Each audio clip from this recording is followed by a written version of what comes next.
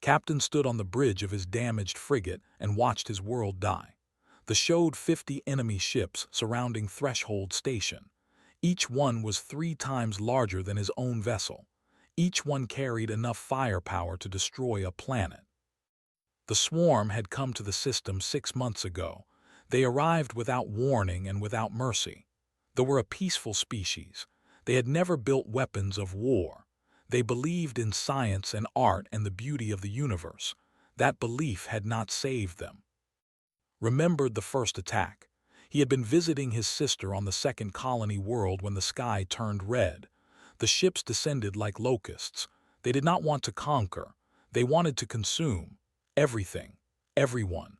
Within 3 days, nothing remained but ash and bones. 4 colony worlds fell. Billions died. The survivors fled to Threshold Station, the last safe place in the system. But safety was an illusion. They always followed. Captain, his communications officer said quietly, "The other frigate is gone." Closed his eyes. Commander had been his friend for 20 years. Now was dust floating in the void. That left only ship, 1 frigate against 50 battlecruisers. The mathematics of extinction were quite simple. "How many refugees are still on the station?" asked. 12,000, sir, including 3,000 children. 12,000 souls, the last of his species, had sworn to protect them. He had failed. Down in the medical bay, Dr. Na worked without stopping. She had not slept in 30 hours. Her hands moved quickly as she sealed a wound on a young who had been caught in a hull breach. The boy would live, for now, for maybe another hour. The medical bay was chaos.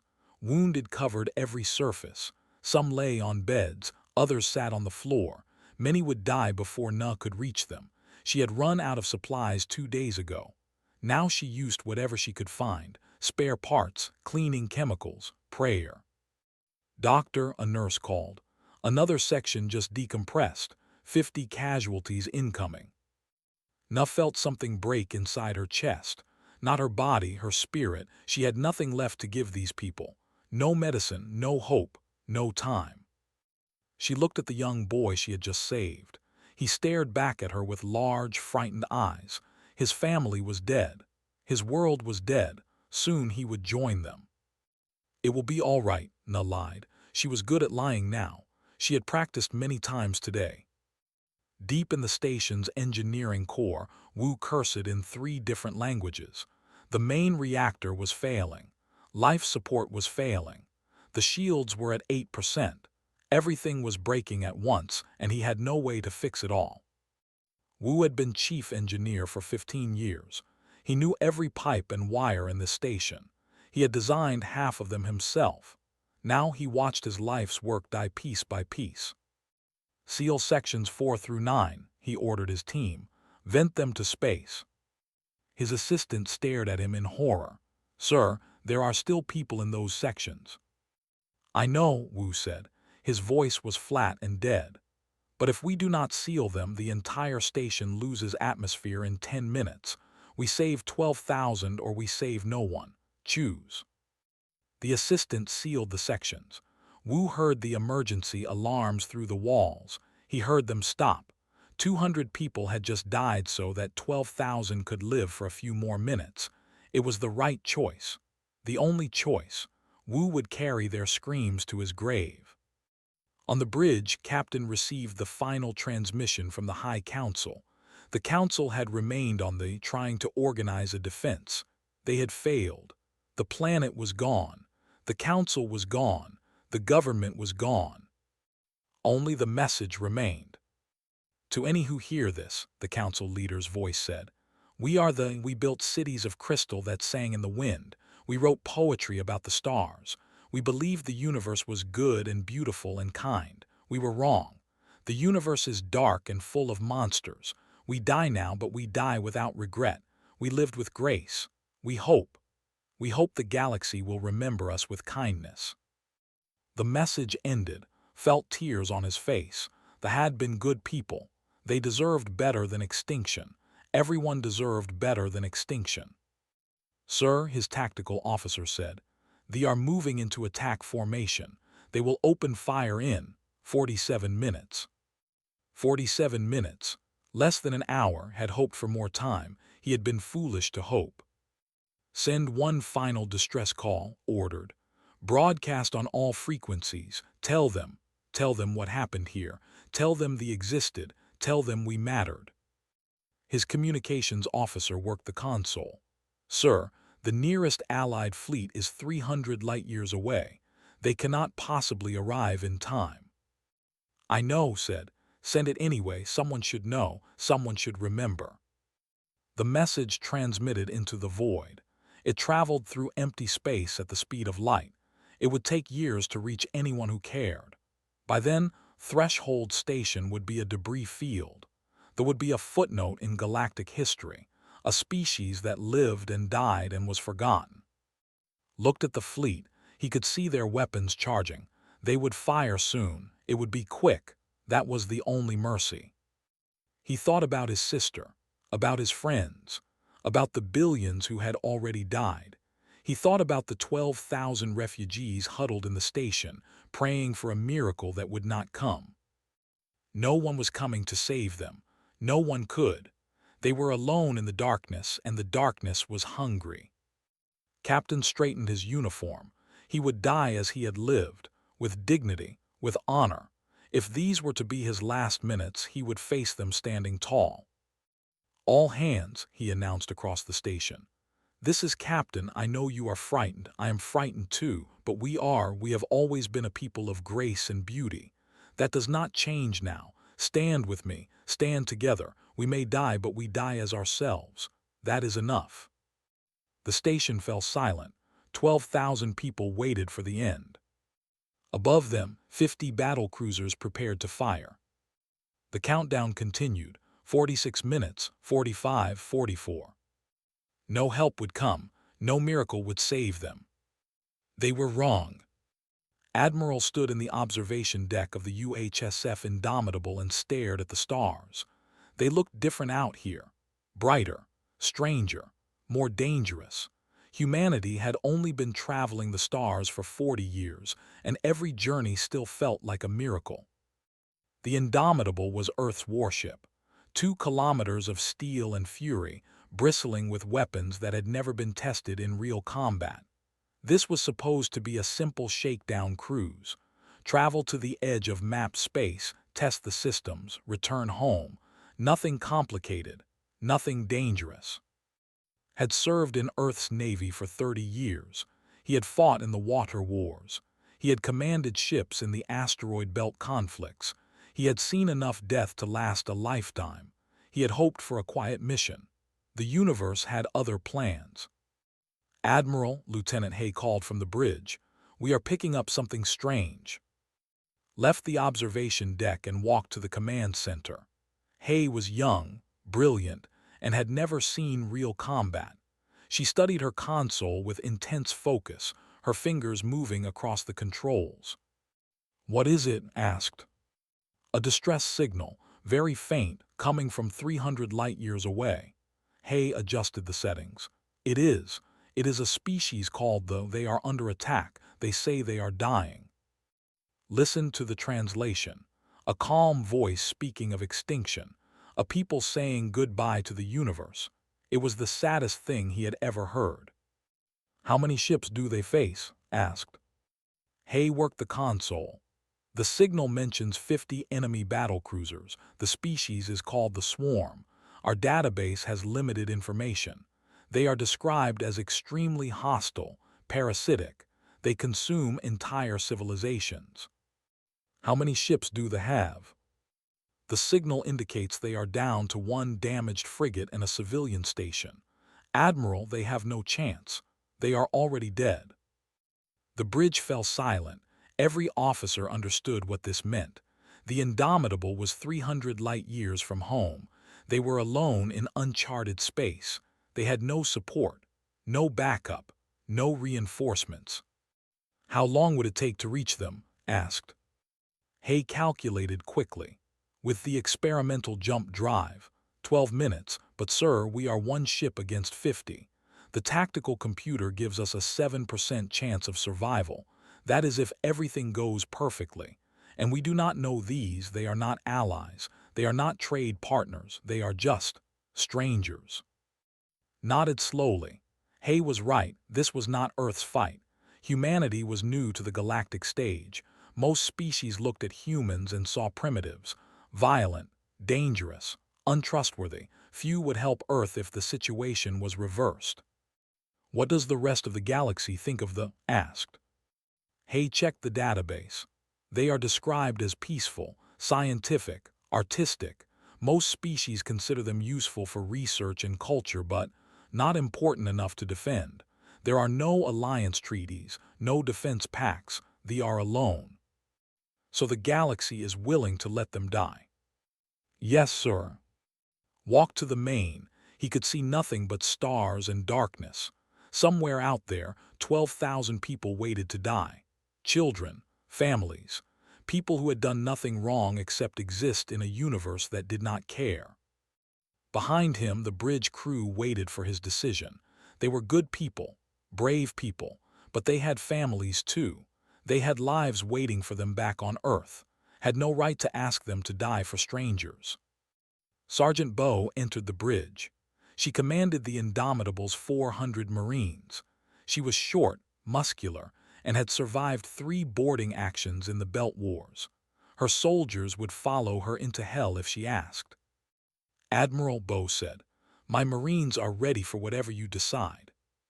Smiled sadly, "You know what I am thinking." "Yes, sir.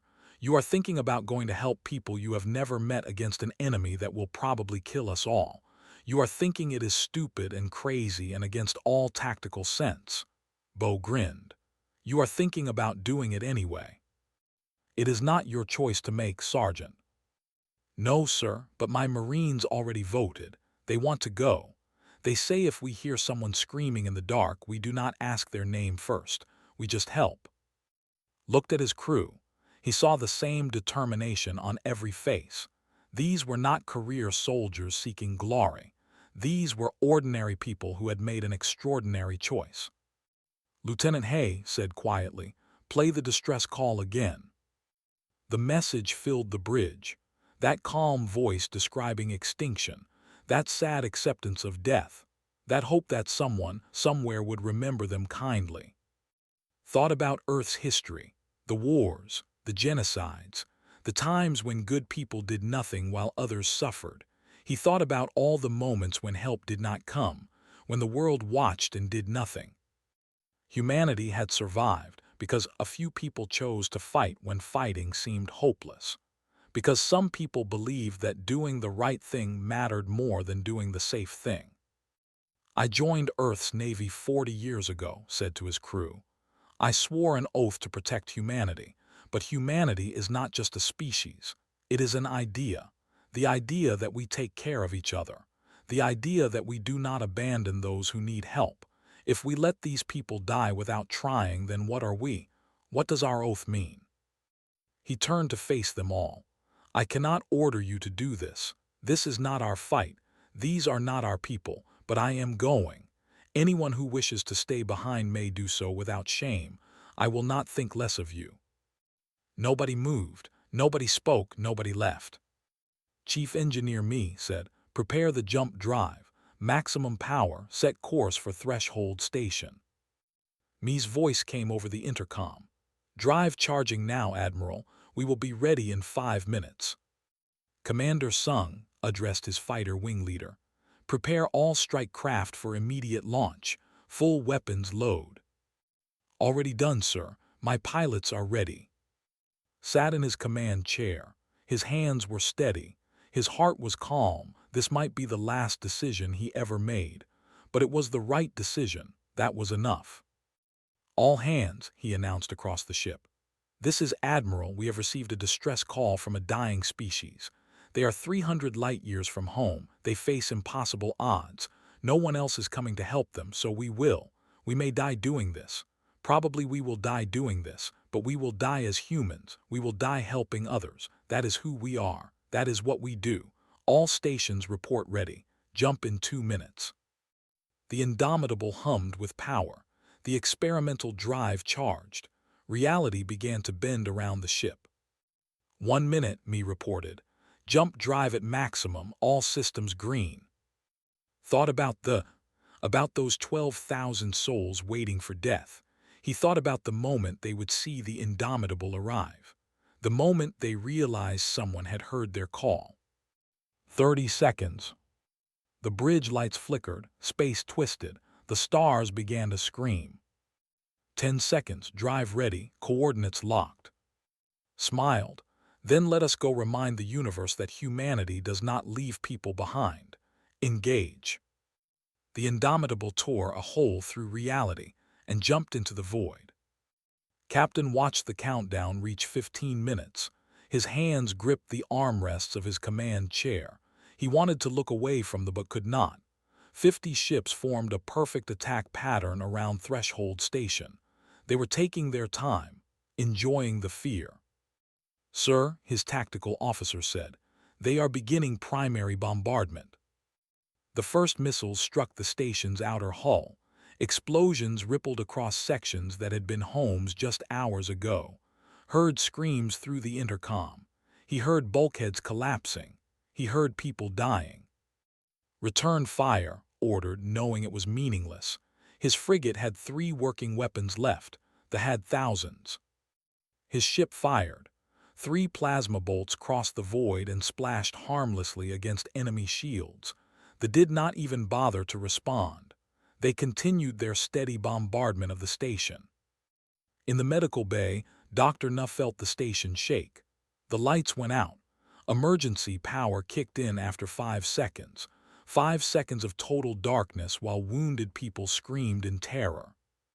"Everyone stay calm," Nuss shouted, though she herself felt panic rising in her throat. "The lights are back. We are still here." A massive hull breach opened 3 sections away. Atmosphere vented into space. Nuh heard it through the walls, a sound like the universe exhaling.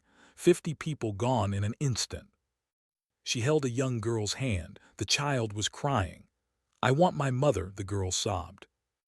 "I know," Nuh whispered. "I know." The girl's mother was dead. Nuh had watched her die 2 hours ago. Now she lied to a child who would die in minutes anyway. It seemed cruel, but what else could she do? Tell the truth and make these last moments even worse. Deep in engineering, Wu stared at his console and watched the station's systems collapse one by one. Life support in Section 7 failed, then Section 8, then 9. Each failure meant more deaths. "We need to evacuate the core sections," his assistant said. "Evacuate where?" Wu snapped. "There is nowhere to go. We are dying, all of us. At least have the courage to say it out loud." Another explosion rocked the station. The main reactor began cascading failure. Red warnings covered every screen. 3 minutes until total meltdown. After that, the station would tear itself apart from the inside. Wu laughed. It was a broken, terrible sound. They would not even give them the satisfaction of killing them. The station would do it first. "Seal all remaining bulkheads," Wu ordered. "At least we can die clean." On his frigate, Captain received the reactor report. 3 minutes. That was all the time left. He thought about ordering an evacuation, but his ship could barely hold 100 people. What would be the point? Die here or die there? The mathematics were the same. "Sir," his communications officer said urgently, "something is happening." "What do you mean?" "I do not know. Space is. It is doing something wrong. Readings are showing impossible energy levels 50,000 kilometers from the station." Looked at his sensors. His officer was right. Space itself was tearing open. A massive distortion appeared on every screen. Energy readings went off the scale. "What is that?" asked. "I do not know, sir. I have never seen anything like it." The distortion grew larger. Reality screamed. And then something came through. A ship. But not just any ship. This was a monster, 2 kilometers long, covered in armor plating, bristling with weapons that could not even identify. The hull still glowed red from whatever impossible journey it had just completed. Every sensor on his frigate locked onto the newcomer. His computer analyzed it and showed data that made no sense. The power readings alone were 10 times anything had ever seen. This ship had enough firepower to destroy a small fleet by itself. "What species?" asked. His officer worked frantically. Database search running, configuration unknown, technology unknown, energy signature unknown. "Wait, I found a match, sir. That is a human ship." Human stared at the primitives. "Yes, sir, Earth ship. UHSF Indomitable, flagship class. But sir, Earth is 600 light years from here. How did they?" The human ship broadcast across all frequencies. The translator struggled with the language, then cleared. A calm voice spoke in perfect. "Threshold Station, this is the Earth warship Indomitable. Hold on, we are here." Felt something break inside his chest. Not despair this time. Hope. Impossible, insane hope. Someone had heard their call, someone had come. They had noticed the newcomer too. Their fleet stopped bombarding the station and turned to face this new threat. 50 battle cruisers against one human ship. The commander must have found it amusing. The fleet broadcast a message. "Unknown vessel, you will leave or be destroyed. This system belongs to the swarm." The human admiral's response was immediate. His voice was calm and cold and absolutely certain. "No," Admiral said simply. "All batteries open fire." What happened next would be talked about for generations.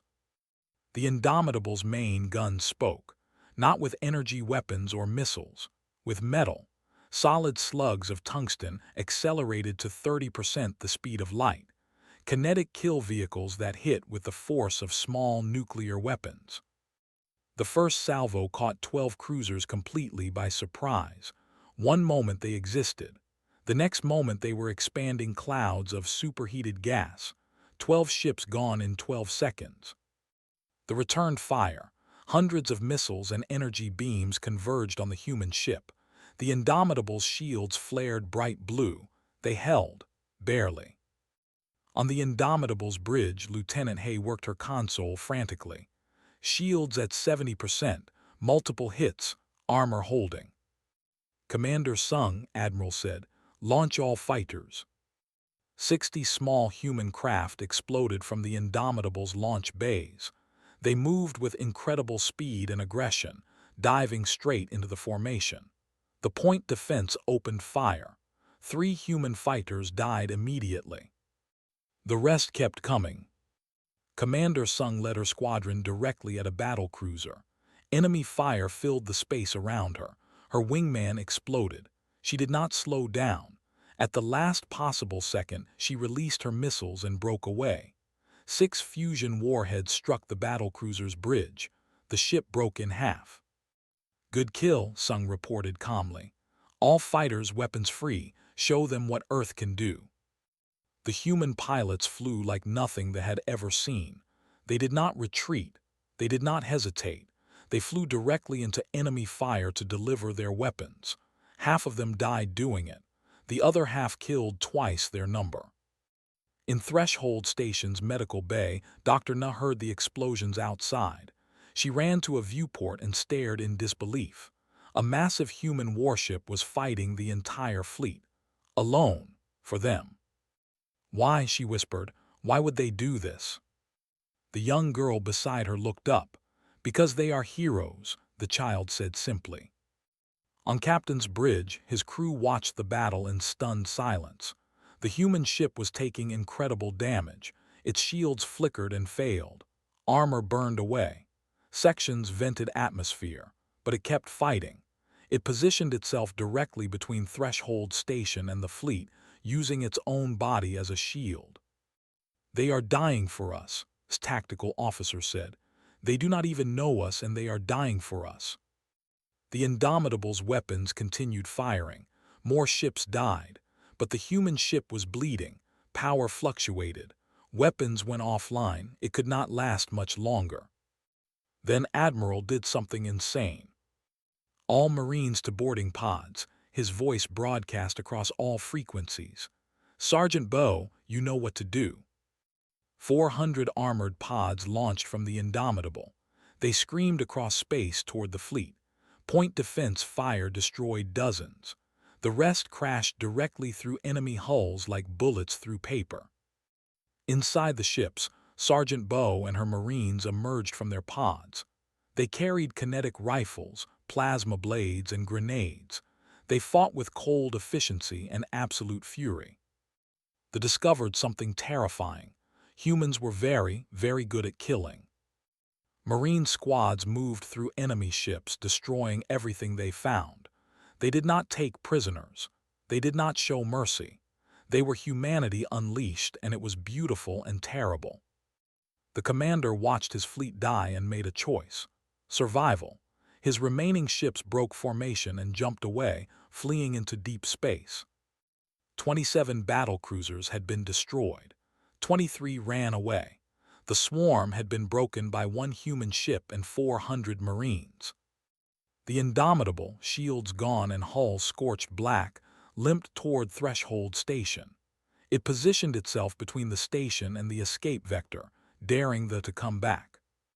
They did not. Captain stared at the human ship and felt tears on his face. Someone had heard. Someone had come. Someone had decided that the mattered. Open a channel, ordered. Admiral's face appeared on his. The human looked tired, battle-worn, but he smiled. Threshold Station said, "You are safe now. I am sorry we did not arrive sooner." Tried to speak, failed, tried again. Why did you come? His expression grew serious. Because you called for help, and we heard. The swarm had never run from battle before.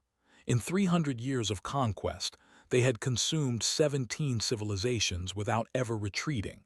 They were apex predators in a galaxy of prey. Nothing frightened them. Then they met humanity. Commander Sung pulled her damaged fighter back toward the Indomitable. Half her squadron was gone. 18 pilots had died in the first wave, but they had taken 30 ships with them. She considered that a good trade. All fighters return to base, she ordered. Rearm and prepare for second wave. Sir, one of her pilots transmitted. They are retreating. They are jumping away. Sung checked her sensors. The pilot was right. 23 enemy ships were fleeing the system. She had never heard of the retreating, ever. Let them run, Sung said. Let them tell their fleet what happens when you attack someone humanity cares about. On the Indomitable's bridge, Admiral watched the enemy ships vanish into jump space. His ship was heavily damaged. Shields were completely offline. Main engines were running at 40%. Hull breaches on 12 decks. 38 of his crew were dead. Another 70 wounded. But they had won. Against impossible odds, they had won. Lieutenant Hay said, "Get me a damage report." Hay worked her console, her hands shaking slightly. She had never been in real combat before today. Now she had seen what humanity could do when pushed. It had frightened her. It had also made her proud. Shields will take 6 hours to restore, Hay reported. Main weapons are operational, but ammunition is low.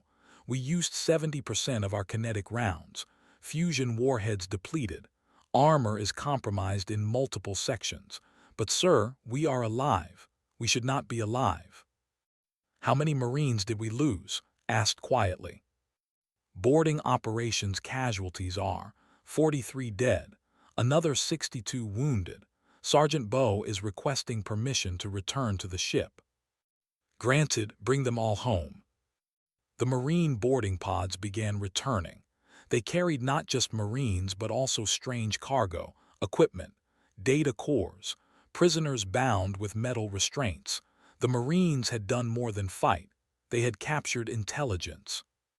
Sergeant Bow was the last to return. Her armor was scorched black and covered in alien blood. She walked onto the bridge and saluted Admiral. "Mission accomplished, sir," Bow said. "They will think twice before attacking anyone again." "What did you find on their ships?" asked. Bow's expression darkened. Everything, sir. Records of every civilization they have destroyed. Names, locations, death counts. They do not just consume, they document, they keep trophies. I found the records, every citizen, every city, all gone. Closed his eyes. Billions of lives reduced to data files. Send everything to intelligence. The galaxy needs to know what these creatures are. There is more, sir. We found their next target, a species called the Three Colonies, 7 billion people. The plan to attack in 2 weeks. Then we will warn them, said. No one else dies if we can prevent it. A transmission came from Threshold Station. Captain's voice, uncertain and hopeful. Admiral, this is Captain. We do not know how to thank you. Our people are alive because of you. Because of your crew, we owe you everything. You owe us nothing, replied. We did what anyone should do. Now your station is damaged. Your people are wounded. We have medical supplies and engineers. May we come aboard? There was a long pause, then spoke, his voice thick with emotion. Admiral, you would be honored guests. Please, let us meet face to face. The Indomitable docked with Threshold Station 4 hours later. The airlock opened, and 2 species met for the first time, not as enemies, not as strangers, as people who had bled together.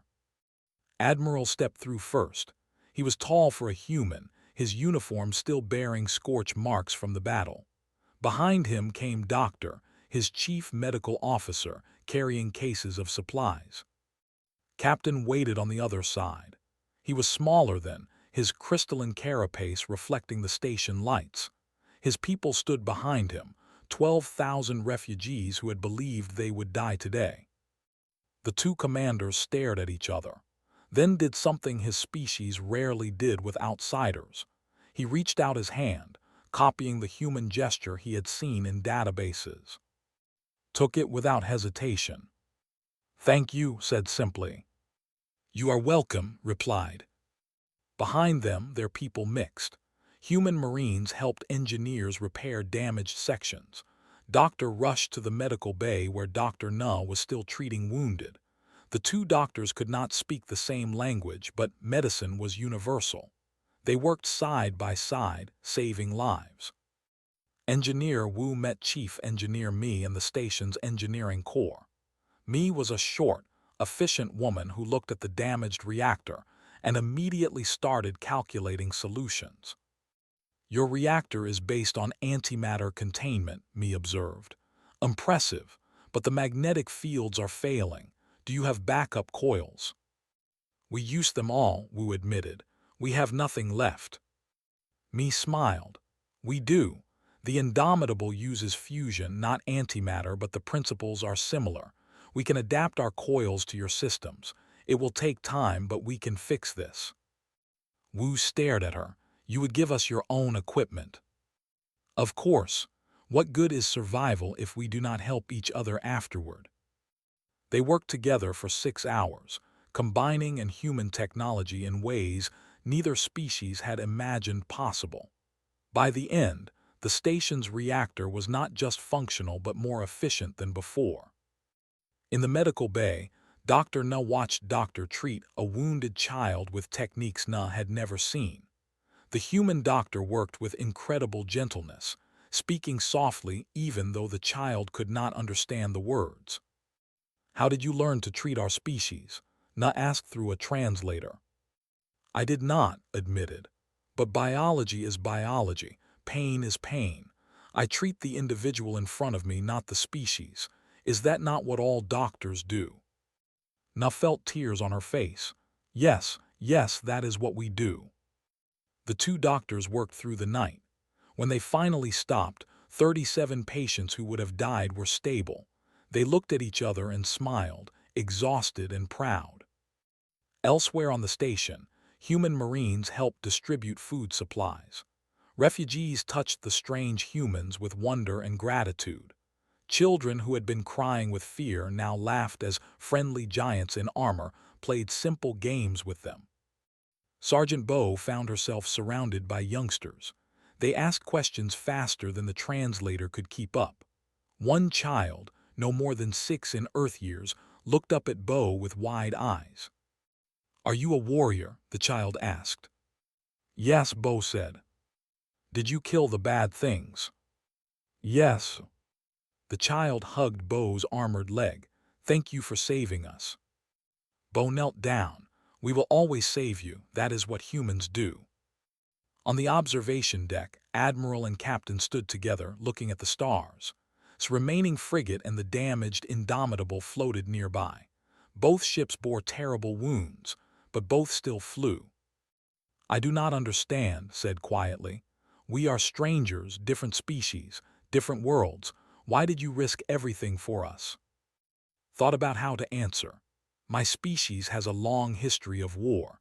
We have done terrible things to each other, but we learned something from all that pain. We learned that the universe is dark and empty and cold. The only warmth comes from each other. When someone calls for help, you answer. Not because you expect something in return, but because helping others is what makes us more than animals." "Most species in the galaxy do not think that way," said. "Then most species in the galaxy are wrong," replied, "and perhaps it is time for that to change." Looked at the human admiral. "What happens now?" "Now we help you rebuild. We help you find a new home. We become friends. And then we make sure this never happens to anyone else again." "How?" Smiled. It was not a kind smile. It was the smile of someone who had just declared war. "By reminding the swarm that humanity does not forget, we do not forgive, and we do not leave our friends undefended." Far across the galaxy, the surviving ships arrived at their fleet staging area. The swarm commander transmitted his report. He described the human ship, the impossible weapons, the insane tactics, the Marines who fought without fear. "They should have died," the commander said.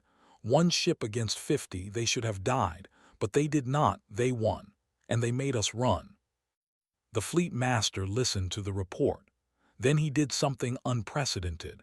He ordered the swarm to avoid human space, to never attack human allies, to fear Earth.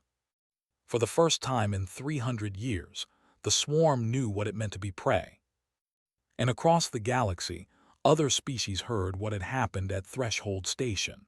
They heard that the primitive humans had crossed impossible distance to save strangers. They heard that Earth had fought 50 ships with 1-1. Some species dismissed it as propaganda. Others began reconsidering their opinion of humanity. A few started wondering if perhaps they had been wrong about these strange, violent, compassionate newcomers. And on Threshold Station, 12,000 looked at their human saviors and knew one thing for certain. They were no longer alone. 6 months had passed since the battle at Threshold Station. 6 months since humanity had announced itself to the galaxy in thunder and fire. The universe was still trying to understand what it meant. Admiral stood in his cabin on the Indomitable and read the daily intelligence reports. Every day brought new information, new reactions. The galaxy was changing because one ship had refused to look away. The species had received Earth's warning about the attack. They had fortified their defenses and called for help. When the swarm arrived, they found not helpless prey but a prepared enemy. They had retreated again.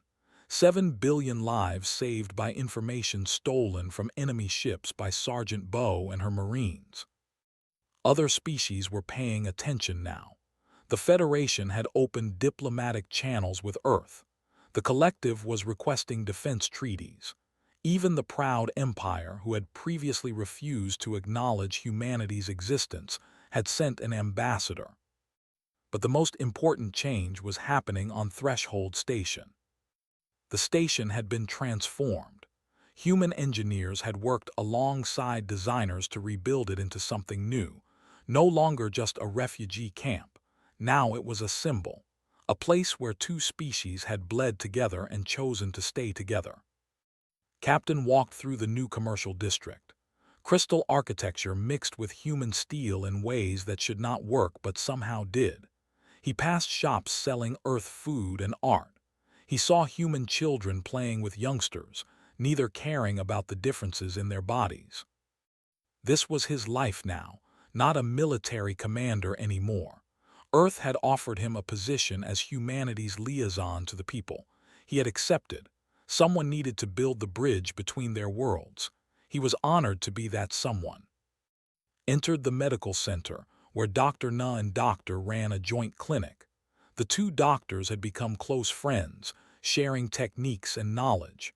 They had written 3 papers together on cross-species medicine. The galaxy was learning from them. Captain Na greeted him warmly. "Have you come for your checkup?" No laughed. "I came to tell you the news. The council has finished their vote. It was unanimous." And asked, "We are officially accepting Earth's proposal. The threshold accord will be signed next week." Na's crystalline face showed joy. "Then it is real, a true alliance." "More than an alliance," said. "A partnership, based not on trade or territory but on shared values, on the belief that we protect each other, that we do not abandon those in need." Smiled, "Admiral will be pleased." In the engineering section, Wu and me were arguing again. They argued constantly, about power systems, about efficiency, about the best way to design jump drives, but they argued the way old friends do, with affection beneath the words. "Your fusion reactors are impressive," Wu admitted, "but you waste too much energy in heat dispersion." "And your antimatter containment is elegant," me countered. "But one failure means total destruction. My reactors are safer." "Safer is not always better. Tell that to the crew when they are not vaporized." They both laughed. Over 6 months, they had designed a hybrid system that combined the best of both technologies. The new reactor produced 30% more power than either species could achieve alone. It would revolutionize space travel.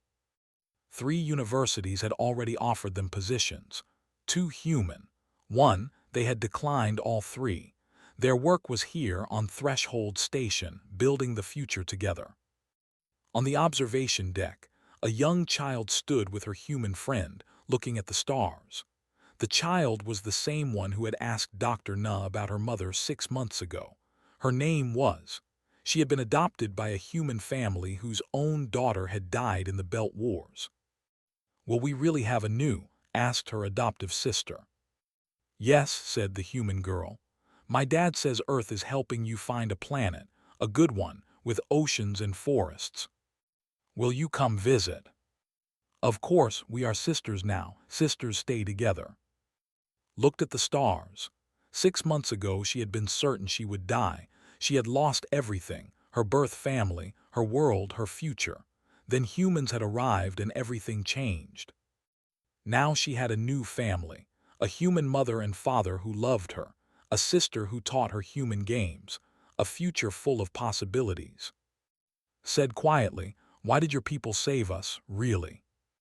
Thought about it. "My dad says humans believe something important.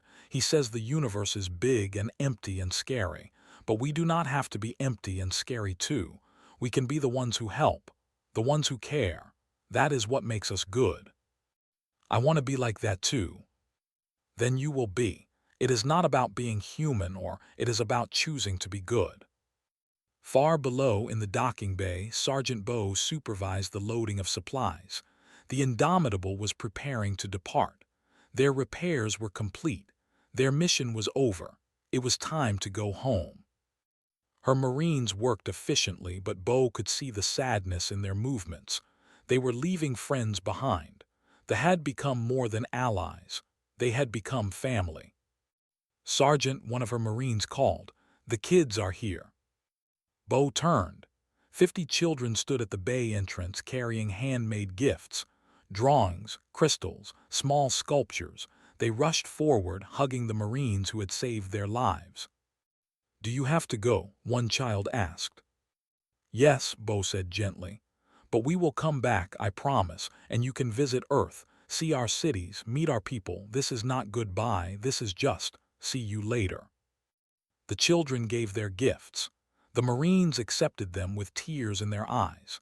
These hard warriors who had fought the swarm without fear wept as they hugged alien children they would never forget. In the command center, Admiral and Captain met one final time before the departure.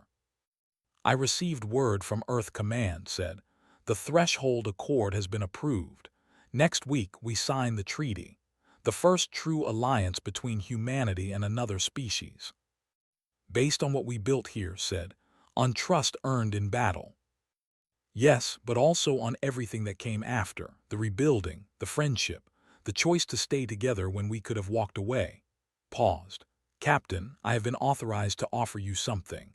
Earth would like to establish a permanent embassy on Threshold Station. We want to assign a liaison, someone who understands both our peoples, someone who has earned respect on both sides." "You want me to be that liaison?" "You already are. We are simply making it official. If you accept, you will have full diplomatic authority. You can speak for Earth to thee and for the to Earth.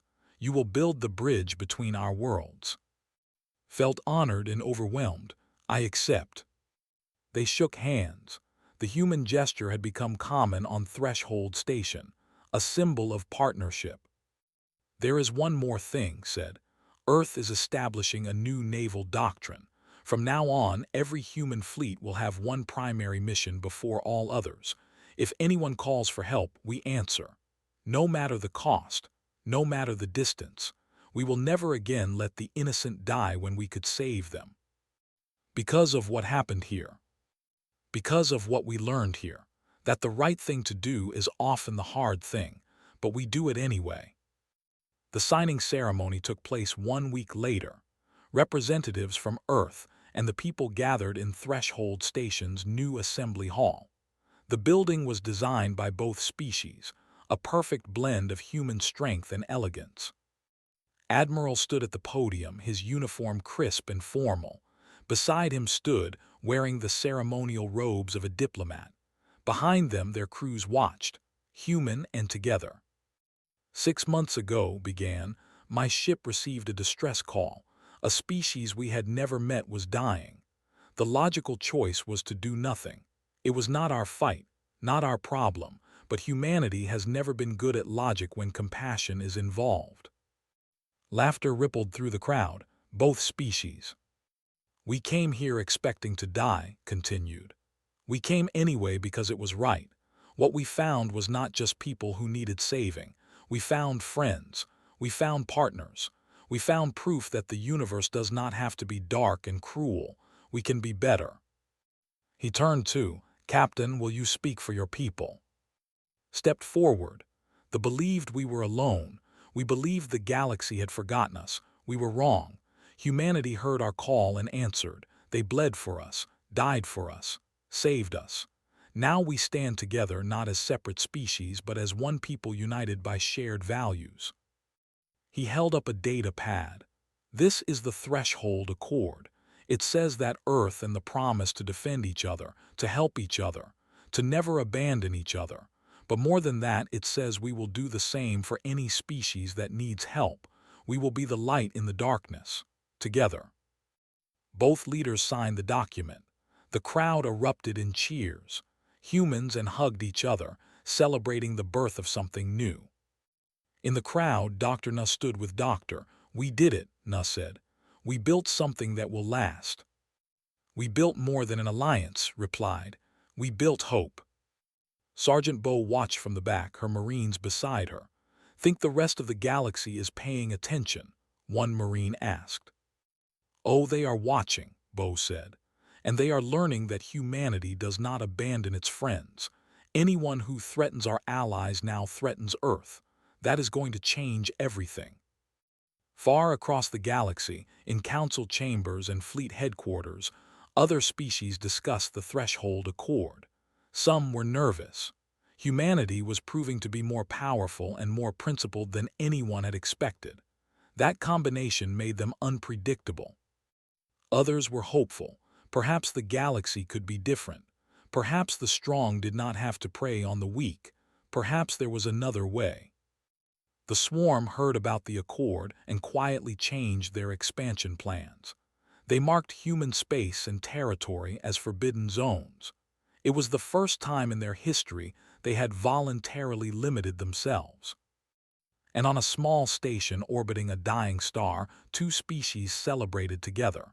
They ate each other's food, shared each other's music, told each other stories. They were different in almost every way, but they had learned the most important truth.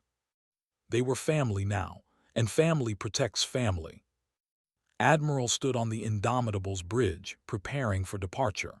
They had given him a gift, a crystal sculpture showing a human ship and a station side by side. He would put it in Earth's Naval Academy, so every future officer would know the story.